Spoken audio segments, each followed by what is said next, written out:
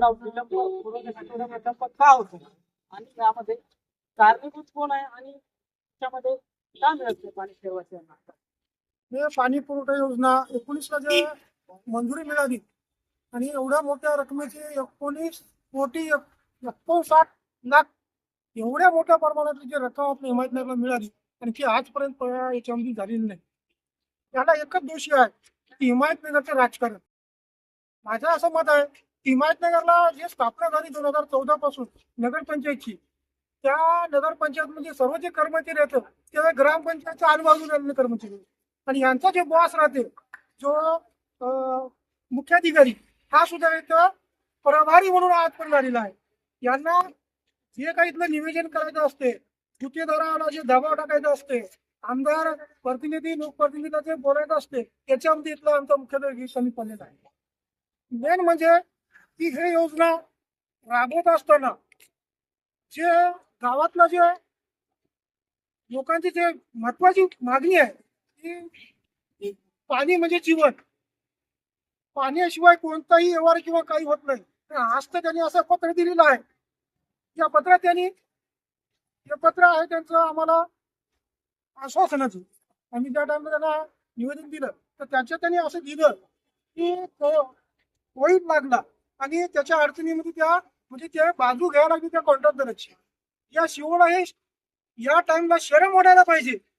आम्ही असं म्हणतो की पाण्याचा प्रश्न हा कंकर झालेला आहे आणि याने येतो सांगते आम्हाला असे उत्तर देते की लाईट भेटत नाही, हे भेटत नाही, तू झक मारा तिकडे काही करा, परंतु आम्हाला पाणी या 8 दिवसाचं नाही दिलं तर 3 तारखेला गावातल्या सर्व महिला हंड्या घेऊन आम्ही याच्यावरती याला घेराव टाकू.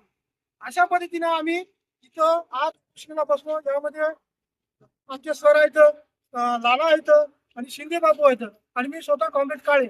आज आमचं एकच म्हणणं आहे की हिमायतनगरला जी जुनी नळ योजना होती ग्रामपंचायतची, ते प्रत्येकाच्या घरी तिचं कनेक्शन दिली नाही, तिला कोटेशन घेतलेलं आहे. पण याने नवीन जी आर काढला नवीन योजनेचा की प्रत्येकाला कोटेशन घ्या.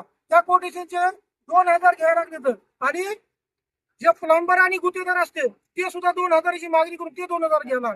असं काय करून जर हिमायतनगरला जर ही योजना आली 19 कोटीची तरी हे जर 5000 जरी घेरा आपण धरले सर तर इथं कमीत कमी होतात 20 कोटी रुपये.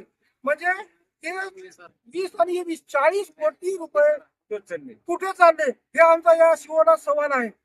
शिवना याच्यामध्ये लक्ष घालावे आणि प्रत्येकाच्या ज्याच्याकडे पहिलं कोटेशन असेल जुनं तर त्याला दुसरं कोटेशन देऊ नये. ते नव्याने जे काही झाली त्याच्यामध्ये नेट देत असेल त्यांचं कोटेशन द्यावं आणि फ्रीमध्ये पाणी सगळ्याला द्यावं अशी आमची त्यांच्याकडे मागणी. आज इथं 4 जणी बसतो आम्ही आणि त्यांनी आम्हाला आम्ही 3 एरियामध्ये पाणी सोडू.